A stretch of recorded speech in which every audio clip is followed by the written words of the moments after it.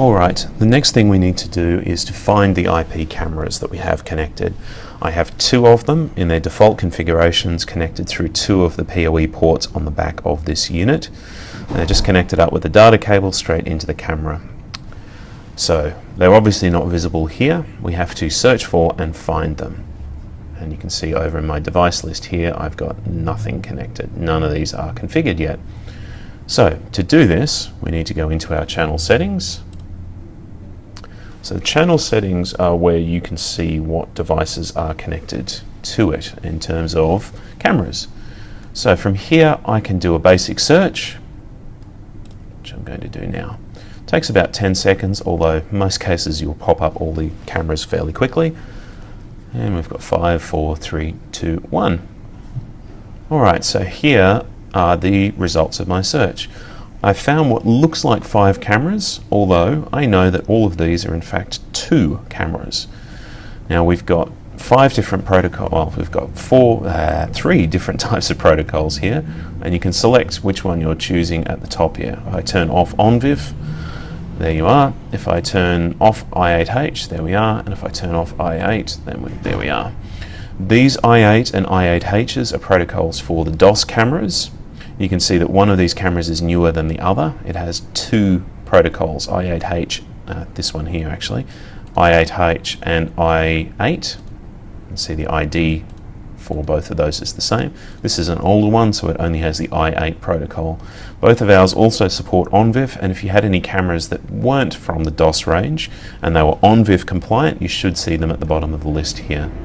So in this case, if I add all of these cameras, you can see it's automatically added 3 cameras over here, and I only have 2, but they're all at the same IP address, all the default IP address for the devices. Now, what happens if I go over to my preview is, well, it says I've got 3 cameras, but 2 of them, the connecting has failed. Basically, we haven't assigned IP addresses. Oh, look, it came back. Oh, and this one dropped out. We've got 2 of them at the same IP address in the network, which means this footage is going to keep skipping backwards and forwards because it doesn't know where these devices are. So let's go back to our channel settings. I'm going to get rid of these. So I can pick and choose individual cameras from here and then click the arrow to delete them off to the left hand side, or I can select the entire batch of them and delete it that way. And I'm just, obviously with no cameras on there, we don't have any of the channels ticked. So we have one more option here. See here, modify the IP address when add channel. And if I go over to this side and then add all, it brings up this screen. Now it says we've got to modify the IP addresses for these cameras, so I'm going to force them to do it. And this IP address range here, so this subnet 192.168.1, it starts from port 100 and looks to see if there's a camera there. If there is, it moves on to the next number, sees if there's a camera there, and if there isn't a camera at that location, it adds it as an IP address. So we're going to start at 100 and we do this. So from here we're modifying the IP addresses, and what you should see here is here's our first camera, and you can see it's at 102.